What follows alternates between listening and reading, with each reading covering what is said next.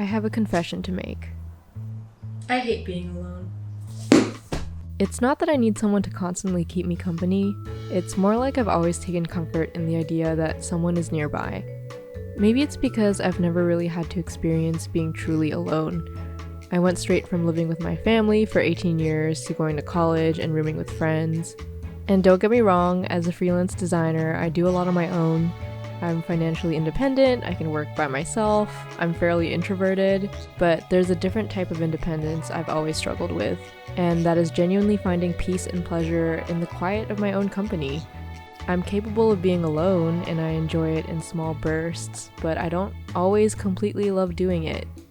But recently, my boyfriend and roommate went traveling, so I got 3 solid weeks of alone time.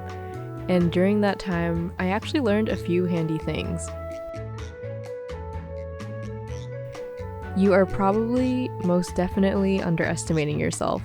Being in your mid-20s is a fickle thing. In my head, I'm still 18, so it's kind of bewildering to know that I'm an adult and I am fully in charge of how I spend my day. Being the youngest, I was always treated like the baby of the family, and I think I really internalized the idea that I can't do things on my own because I'm just a small little girl. When I graduated and moved into this wonderful big girl apartment, which I am very grateful for, I know it's a huge privilege, I realized for the first time how lonely post-college young adult life can actually be. Your friends move away, you don't automatically have a community of people on campus you can access, and if you work from home like me, you can feel even more isolated. Now, this first week wasn't actually bad at all. I cleaned, I cooked, I watched silly shows, I read lots of books, I went swimming. It was relaxing. Alone time is nice. It actually became way easier to reflect and think a little deeper about things, which I realized I don't do that often because I'm always like on TikTok or something. But overall, it was really cool. I was in my own little world. And then I realized. It is day 7 of living alone. The last time that I left the house was Friday, and it is now Wednesday. Slightly embarrassing. I feel like I'm really living up to the stereotype of like the introverted graphic designer who doesn't talk to anyone and just spends all day in front of their computer. That's me right now. One reasonable goal would be to get out of the house 3 times a week.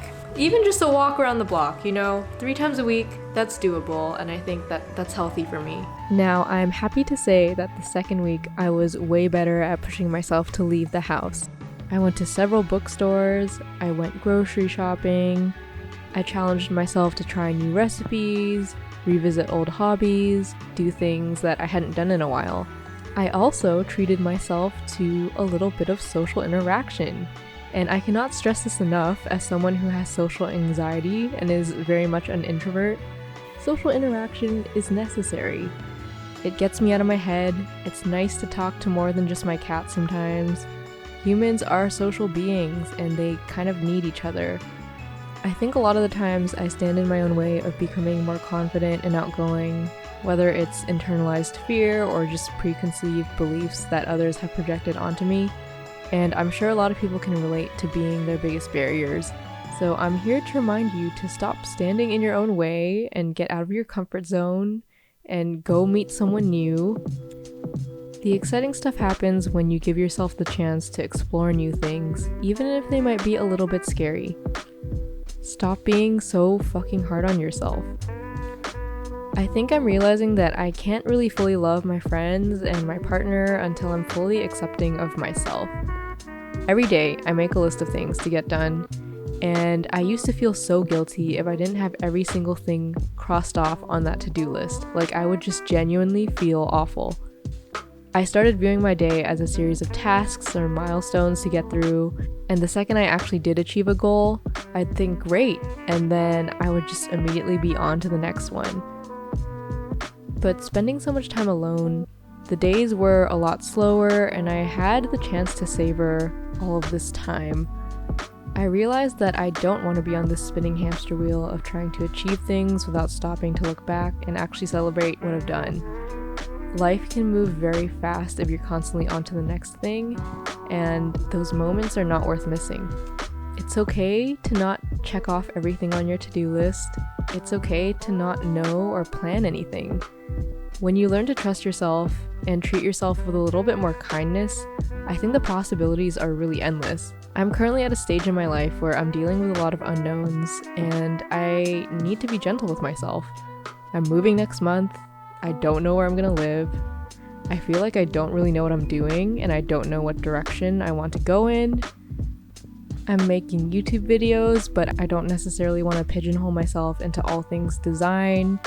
Basically, what I'm trying to say is I think there's a lot of pressure to be successful and have it all figured out and stick to the thing that you are quote unquote good at. But I don't think anyone ever has it 100% together. I used to think that adults knew everything, but now that I technically am one, I don't think there's a single adult who actually knows what they're doing at all. And this is okay. It's okay to take things one day at a time, and it's okay to just enjoy the moment. Anyway, those were kind of my main takeaways. I feel like I'm treating YouTube as a video diary, which I'm not really mad at. I hope I'm not absolutely insufferable for making a living alone video because I lived alone for 3 weeks. I genuinely did gain some takeaways and I wanted to share it with you guys. Alright, thanks for watching. Like, comment, subscribe. Alright, love you.